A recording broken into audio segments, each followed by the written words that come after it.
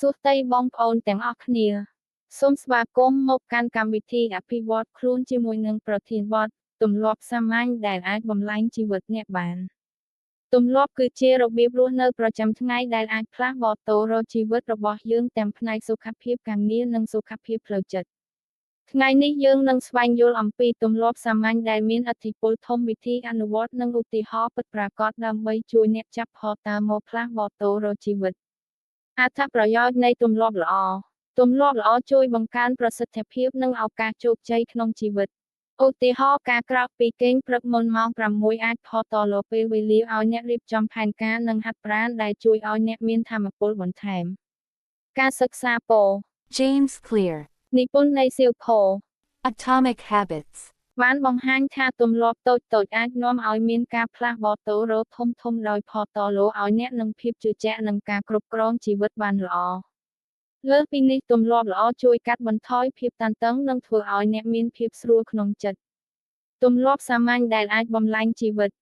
1. ការក្រោកពីគេងព្រឹកមុនម៉ោង6ផតលើពេលវេលាឲ្យអ្នកធ្វើអនាម័យអានសៀវភៅឬហាត់ប្រាណឧទាហរណ៍លោកសុកសេងហាក់ក្រោកពីគេងមុនម៉ោង 5:30 នាទីដើម្បីផែនការងារអាជីវកម្មនិងហាត់ប្រាណដែលជួយឲ្យគាត់ជោគជ័យ 2. អានសៀវភៅ10ត្រេ15ទំព័រក្នុងមួយថ្ងៃពង្រឹងចំណេះដឹងនិងគំនិតថ្មីៗកញ្ញាស្រីនាងបានអានសៀវភៅអភិវឌ្ឍខ្លួនរៀងរាល់ថ្ងៃដែលជួយនាងទទួលបានជំនាញថ្មី 3. ហាត់ប្រាណ20ទៅ30នាទីរក្សាសុខភាពល្អនិងបង្កើនថាមពលលោកប៊ុនសុខហេងហាត់ប្រាណរៀងរាល់ព្រឹកដែលជួយឲ្យគាត់មានផ្ទៃប្រៃស្រដៀង 4. សរសេរកំណត់ហេតុពិនិត្យវឌ្ឍនភាពនិងគិតអំពីគោលដៅនេះជួយអ្នកគ្រប់គ្រងអារម្មណ៍និងផែនការបានល្អ 5. ផឹកទឹកឲ្យបាន2ទៅ3លីត្រក្នុងមួយថ្ងៃរក្សារាងកាយស្រស់ស្រាយនិងជួយសម្រួលការងារ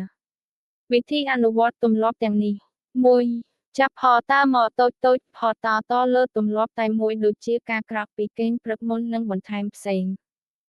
2. ធ្វើជាប្រចាំធ្វើរៀងរាល់ថ្ងៃក្នុងពេលតែមួយដើម្បីបង្កើតទម្លាប់ 3. ប្រើការរំលឹកប្រើអាឡមឬកម្មវិធីដូចជោ Habitica ដើម្បីជួយ 4. ផតលើរង្វាន់ផតលើរង្វាន់តូចៗដូចជាទិញអាហារពេលសម្រាប់ទម្លាប់ឧបសគ្គក្នុងការបង្កើតទម្លាប់ឧបសគ្គធំបំផុតរួមមានការខ្វះការលើកទឹកចិត្តនិងការរំខានឧទាហរណ៍លោករតនៈបានបរាជ័យក្នុងការហាត់ប្រាណដោយសារការងារច្រើនប៉ុន្តែគាត់បានដោះស្រាយដោយចាប់ផតមកត្រឹម10នាទីរៀងរាល់ថ្ងៃការគ្រប់គ្រងអារម្មណ៍និងបរិស្ថានក៏សំខាន់ដើម្បីជៀសវាងការបរាជ័យករណីជោគជ័យពិតកញ្ញាច័ន្ទនីបានប្រើទម្លាប់អានសៀវភៅ15ទំព័រក្នុងមួយថ្ងៃដែលជួយនាងទទួលបានការងារល្អក្នុងក្រុមហ៊ុនធំមួយលោក Elon Musk បានប្រើទម្លាប់ក្រោកពីគេងព្រឹកនិងផែនការងារដើម្បីគ្រប់គ្រង Tesla និង SpaceX បង្ហាញពីឥទ្ធិពលនៃទម្លាប់ឧបករណ៍និងបច្ចេកទេសកម្មវត្ថុ Habitica Todoist ការវាយតម្លៃពិនិត្យទម្លាប់រៀងរាល់សប្តាហ៍ការលើកទឹកចិត្តចូលរួមក្រុមគាំទ្រសេចក្តីសន្និដ្ឋានទម្លាប់សាមញ្ញអាចបំលែងជីវិតអ្នកបានដោយអនុវត្តវិធីសាស្ត្រទាំងនេះអ្នកអាចឈានទៅរកជីវិតដ៏ល្អប្រសើរសូមអរគុណនិងជួបគ្នាវិញជម្រាបលា